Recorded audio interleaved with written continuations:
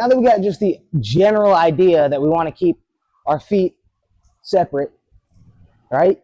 Now there's certain circumstances where like you're throwing as you retreat, but still the same principle applies. You never want those feet to come completely together. So Kyle, let me borrow you. So if I'm rushing him, he's gonna take a step back and then slide the front foot back with it, okay? So I rush you, step back, boom. And see how we just maintain the space. I took 2 steps, he took 2 steps. Okay, let's reset this way. Same idea. Good. If I were to move fast, you just move fast. Yep, try to do 2 steps. Yeah, so you just stay balanced the whole time. If you start shuffling too much, there's moments where neither of your feet are actually on the mat and you can't make a directional change. So that's good, yep. And then you can slide back in, right? Now he's gonna do his slide backs, but he's not gonna get so far out that he can't close the distance fairly quickly. So what I'm gonna do is I'm gonna throw a lead hook. He's gonna slide out and then slide back in and fill that space. All right, it's like he's gonna take it. It's like a wave going in, right back out. Right there, okay? Yep. Good. Now to add to this drill, he's just gonna be jabbing. I'm gonna be parrying, I'm gonna be working. Yeah, you're moving your feet, right? Don't get in such like a rhythm, just throw, you're just working your lead hand. Yeah, exactly. Kyle's doing a good job here. And then whenever I want to, I'm gonna throw that lead hook and he's gonna work that slide out. You keep working. Yep. And then he fills the space. Yep. Right back to your jab. Yep, and I'm parrying some of these. And then, yep, you maybe slid out a little too far that time. Just out of range, right back in. See how he kind of beat me to my reset? He can get right back on that jab. And if he's slick with it, he can get out and then right back on the jab. Let's see if you can do that. Just start jabbing. Yep, you didn't slide out enough. You kind of started snaking. And if you snake, go ahead and over-exaggerate a snake. Why?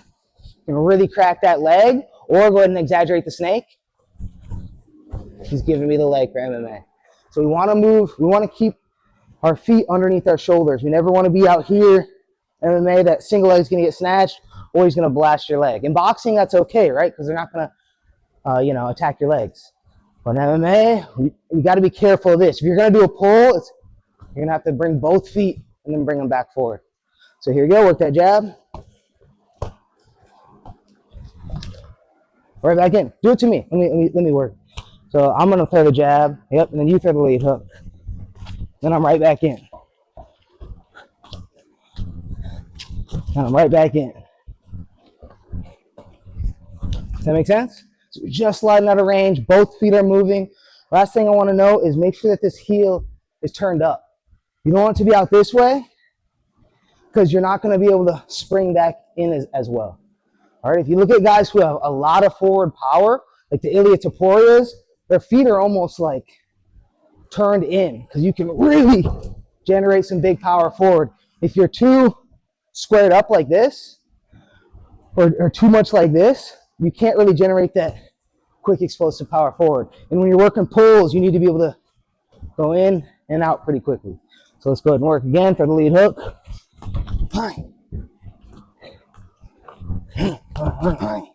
Sound good? 1, 2, 3. I'm gonna work our counter. So I'm gonna be throwing my jab, right? He's gonna be throwing his lead hook. I'm gonna glide out, lunge in on it, like because you wouldn't hit me there, right? Especially if I'm throwing long and he throws a short hook, that wouldn't land, right? You'd have to lunge into it a little bit. I lunge back, and now I'm gonna set it back up with a double jab, and then to reclaim that space, and then whatever I want to throw, overhand right, hook to the body, low kick, whatever you want. Okay, so I'm gonna go for a full minute. He's gonna go for a full minute. Let's go ahead and show this real quick. So I'm gonna throw on the jab. You throw that lunging lead hook. I glide out, glide back in with the double jab, and then cap it off with something.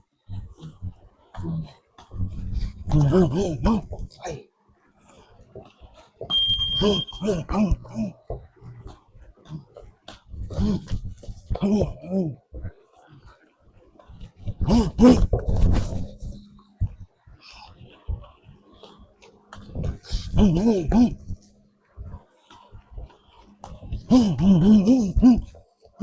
makes sense? So you're just gliding out a little bit, just enough to get back into that double jab. Maybe put a big right hand on them. Maybe put a low kick on them. Maybe right hand, liver kick. Maybe right hand, hook to the body, hook to the head kick. Just find something good off of that. Sound good?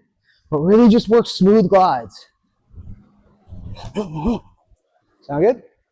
What do you do? Throw a lead hook. And then they're planning on throwing a right hand behind it. Okay, so I'm working my jab. He throws a lunging lead hook, and then he throws the right hand behind it. So I'm gonna wanna get out, go real slow. He throws the lead hook. I evade the first shot, but then that second shot's coming. Just do the same exact thing. All right. Now the tendency sometimes is you evade the first one, and then you try to snake out of the way of the back one. And if he's throwing a straight, a lot of guys get hit when they're like leaning into their back leg. So we want to keep our frame under us and just respond to it just like we would the first shot. See, I'm out of the way, and then I can get right back on my counters. One more time. I've maintained the distance, and now I can work counters. So again, we're just going to be working the jab, just like that. Okay? After that right hand, so go ahead and go real slow. Wah, wah. After that right hand, we're going to try to go right back into our jab. So as he pulls that right hand back, wah, we're right back on our strikes. So go ahead.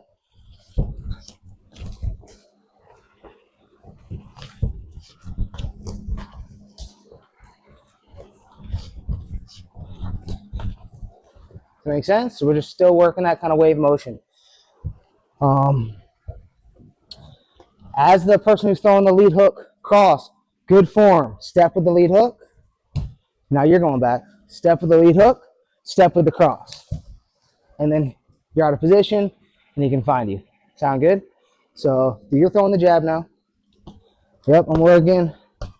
A step, and now he can find the counter. Sound good? 1, 2, 3.